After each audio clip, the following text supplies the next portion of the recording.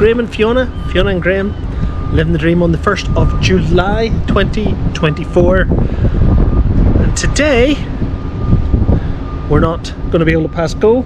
We're not going to be able to collect £200 or dollars or whatever the hell it is, because today we're going to jail, and behind us is Alcatraz. And if you choose to watch this episode, you're coming with us.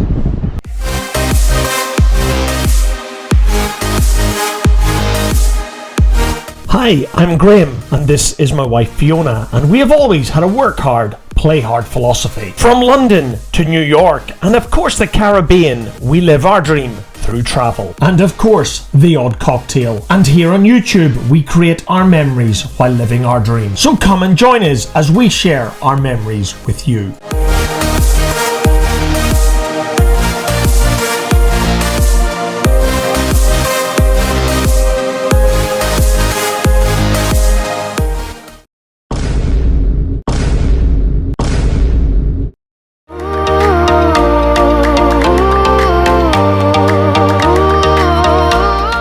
In this, the start of Fiona's and my big Pacific adventure, we will be spending the first 2 nights at the Rio Plaza Hotel at Fisherman's Wharf in downtown San Francisco. I will do a comprehensive review of this hotel in the next episode. So please, you would do this channel a world of good if you'd hit that subscribe button and press the bell icon to be notified when our next video is published. Anyway, back to this morning. The Rio Plaza Hotel is just over 1 block from Fisherman's Wharf, which is Pier 39, and that is where we're heading right now.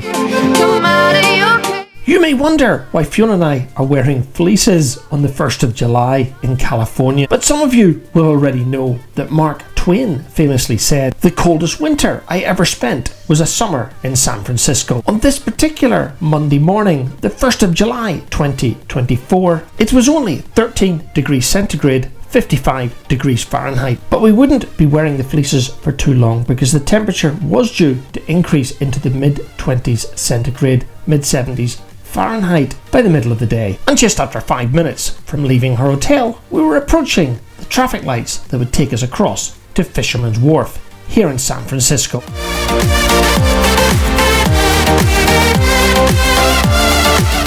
And just ahead of us now is Pier 39, Fisherman's Wharf, which is home to quite a few bars, restaurants and many tourist souvenir shops.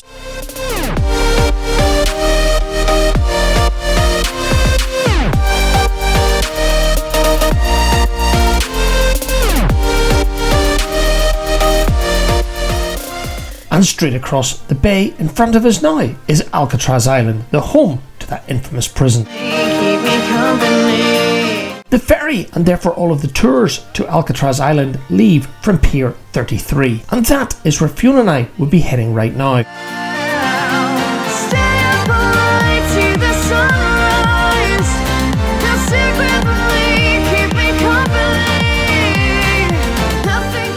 We will be coming back to Pier 39 after our visit to Alcatraz, so please bear with me, and I'll be back here later on in the episode.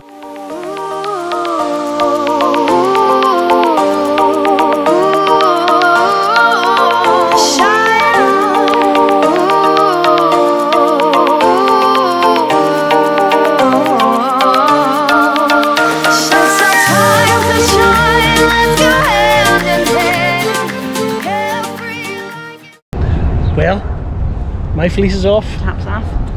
Taps off. We're not going that far enough. Let me tell you, there'll be no taps off in San Francisco. There goes the frame. Would you like to get a picture of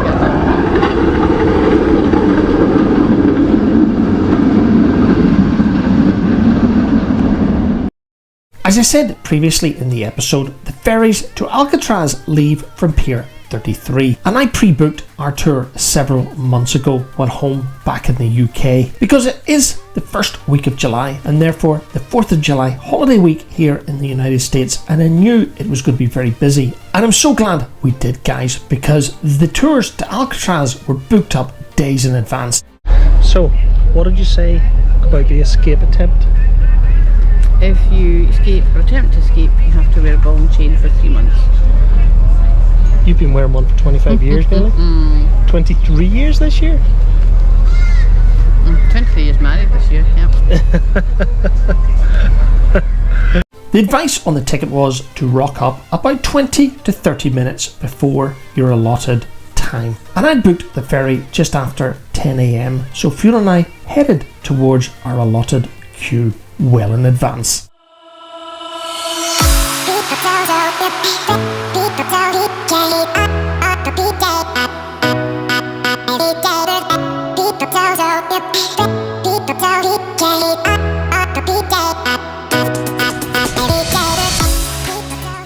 And as you can see, the ferry to Alcatraz, one before us, was just heading out as we joined the queue for the next ferry. And we didn't have long to wait to the next ferry, which would take us across to Alcatraz Island.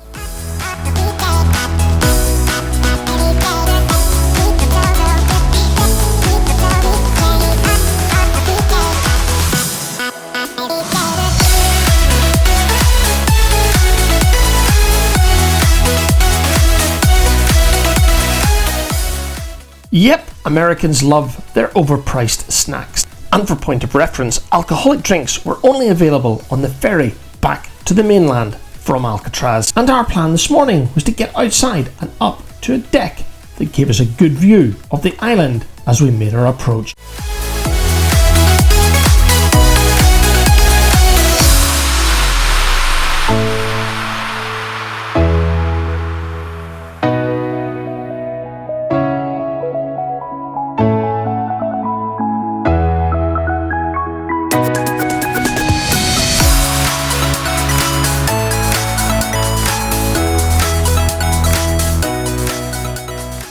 After 29 years of operation, Alcatraz closed in March 1963. And if you wonder why Alcatraz closed, it was very simple. It was down to the high cost of running. And 10 years after its closure, in 1973, Alcatraz opened to tourist visitors.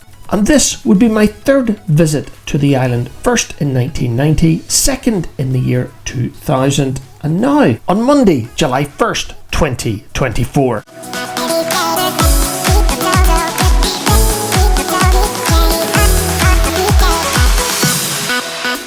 As you leave the ferry and enter the dock, there is a ranger updating you on what's happening during the day on the island. Before popping off. Alright, so until 11 o'clock, I do have A block open in the cell house. A note, you can always pause your audio tour. That will be distributed to you as you enter into the cell house. You can pause it to attend to any of these programs today. The walk to the cell block is a quarter of a mile uphill. And of course there is limited transport for those with registered disabilities. So as we left the dock, Fiona and I prepared for the quarter of a mile walk to the top of the hill and the main cell block. And en route to the cell block there are plenty of exhibits like these old vehicles.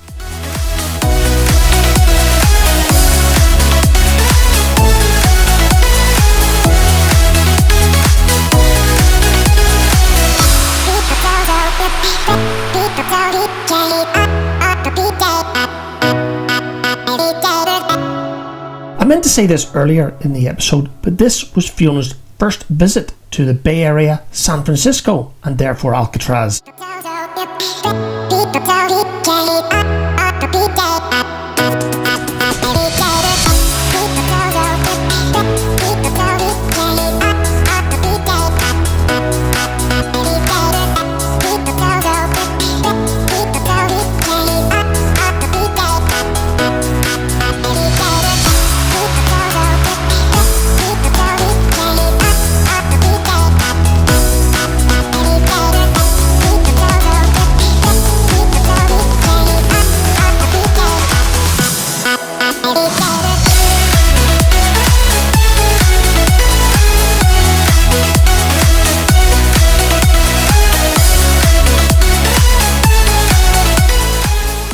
And right now we're heading into the cell block where we would pick up our MP3 player, which would guide us through the cell block, narrated by those guards and some prisoners who called Alcatraz their home. When I last visited Alcatraz in 2000, you chose your language and you were handed a Sony Walkman with a cassette in your choice of language. 24 years on, how times have changed. You're handed an MP3 player and the language is chosen for you in a display on the front of the device. I did have a bit of a laugh with the lady asking what language we wanted. Fiona said she wanted English and I said I wanted American. She looked at me as if I was crazy, but then she would be right. I really did want to do the small guided tour by the ranger at 4:30 each day, but unfortunately the 2 days during the week that this is not done is Sunday and Monday, and really Fiona and I only had 1 day to do this Alcatraz trip, and unfortunately it was a Monday,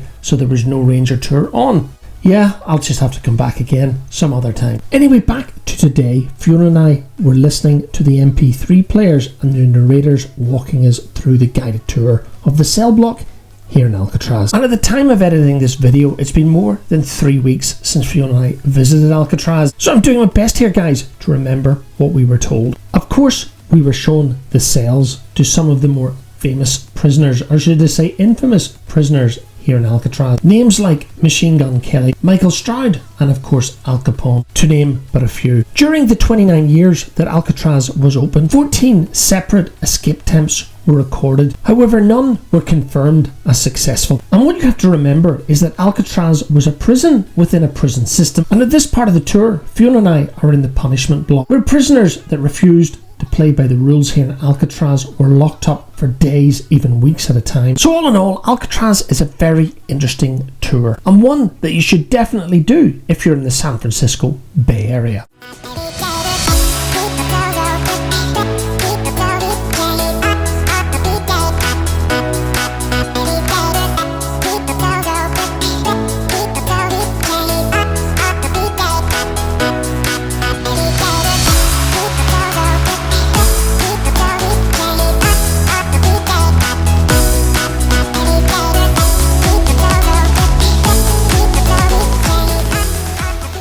And here's an example of the papier-mâché dummies that the prisoners made up to fool the guards when they made their escape attempt. And note, guys, that I used the word attempt because there is no concrete evidence that the 14 escape attempts were successful or not.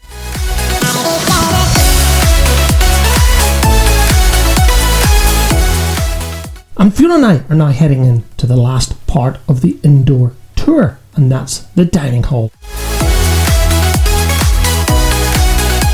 The prisoner capacity of Alcatraz was 326, but during its 29 years of operation, the average prisoner population was between 260 and 275. So as you can imagine, this dining hall would have been rather busy and certainly extremely noisy when in use. Not to mention the melting pot that fueled many a skirmish in the one place that so many prisoners congregated at a single time. And that's it, guys. Fiona and I are now going to head downstairs and hand in our MP3 players before going for a walk around the outside of the prison.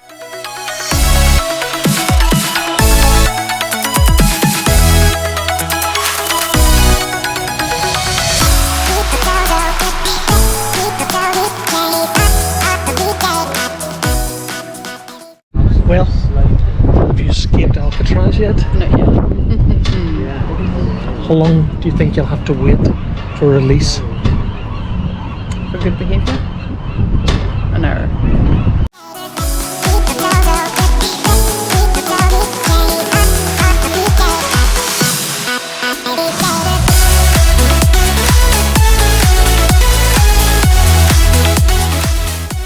And here is one of Alcatraz's fire engines. And that's something of note, because on Alcatraz everything had to be pretty well self-sufficient, including power generation, which today is run by the island's own solar farm.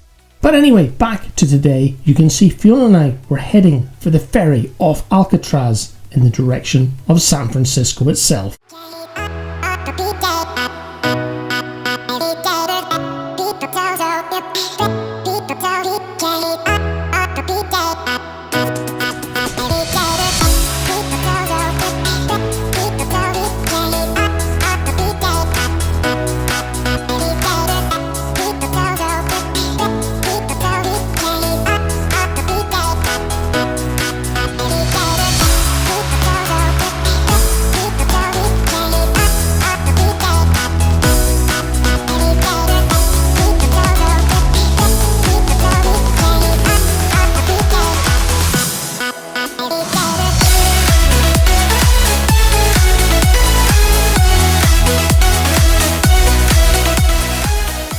So as Fiona and I left the ferry, our plan now was to head to Pier 39 for a bite of light lunch.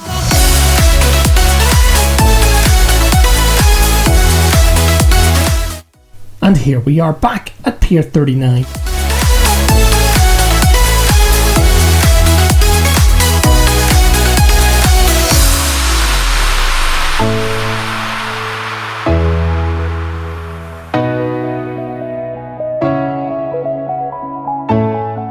Fiona had determined that it was a plate of nachos she wanted, including a nice cold glass of wine and a beer for me. And that's exactly where we're heading right now.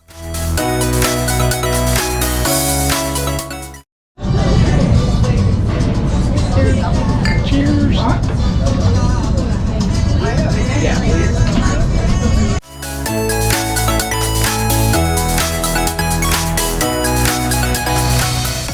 Because it was such a beautiful day, after lunch we decided we'd head back to the hotel and relax beside the swimming pool before heading out to Chinatown tonight, but more about that later on in the episode. But first I wanted to show Fiona the famous Pier 39 seals. And how disappointed was I, because when I was last here back in September 2000, these floating docks were full of seals. In fact, there was very little room for anything else because they were totally taken over by the seal colony. So where were they all today? I've got absolutely no idea, guys.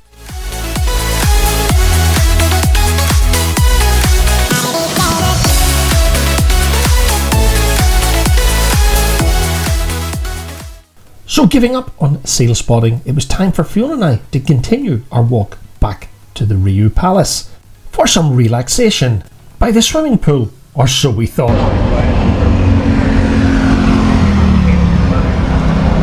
And for reference, you could rent those little go-kart cars for self-directed sightseeing trips of the city here in San Francisco.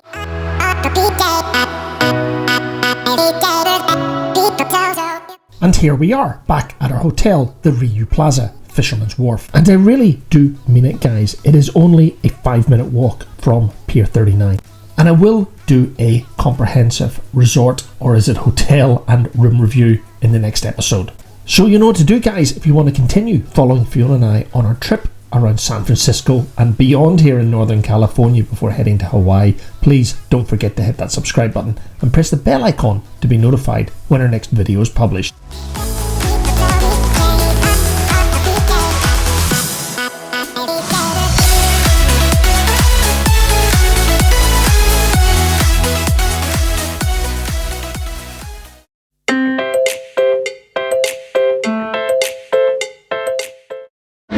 Right, it's Monday night and we've decided to hail one of these Waymo driverless taxis. They've got a fleet of Jaguar I-Paces and 10 minutes to pick up. 10 minutes to pick up according to the app.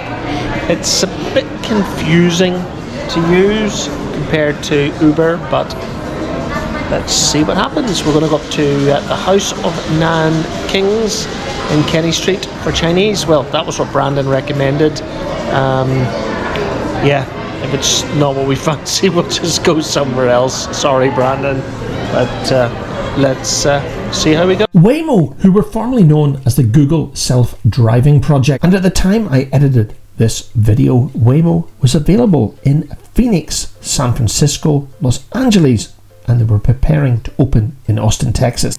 And they operate a fleet of all-white Jaguar I-Pace EVs, which is ironic for me because I drive a Jaguar I-Pace, again at the time of recording this episode. So Fiona and I headed out of the hotel to wait on our Waymo arriving. And here is another Waymo arriving outside the Rio Plaza to pick up another family. This one clearly struggling to find a safe pickup position. And with Fiona keeping a beady eye on the Waymo app on my iPhone, I stood waiting for our Waymo to arrive, and it didn't take that long.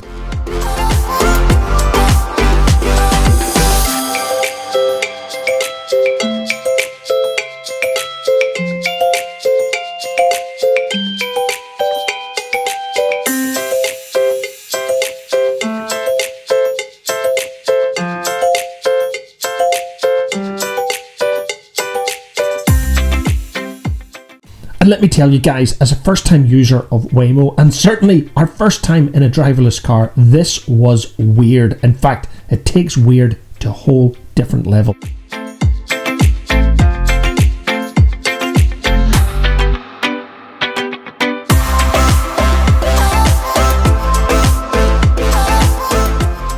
I know there has been a lot of criticism of driverless car technology over recent years. Let me tell you guys, as an IT guy and therefore a tech geek, I love it. And let's face it, that the vast majority of car crashes these days are due to driver error. So if this kind of technology can reduce crashes and save lives, what's wrong with it? The only thing that I can envisage is in crazy litigious America, there are probably thousands, if not hundreds of thousands of fat cat lawyers confused and unable to work out who's at fault and therefore who they can sue when accidents happen. So as soon as my own Jaguar I-Pace is capable of driving drunk Graham home from the pub, I'm all in, guys.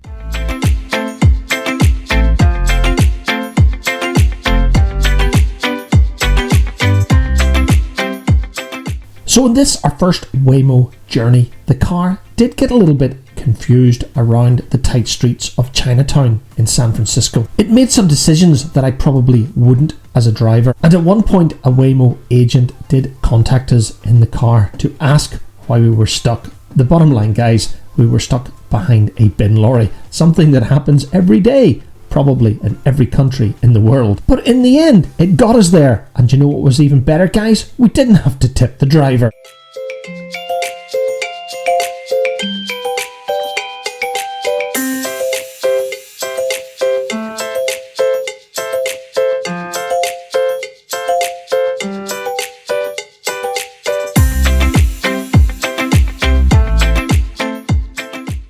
So safely deposited within a block of the House of Nanking. That is exactly where Fiona and I were heading right now. We were hungry and we were looking forward to some great Chinese.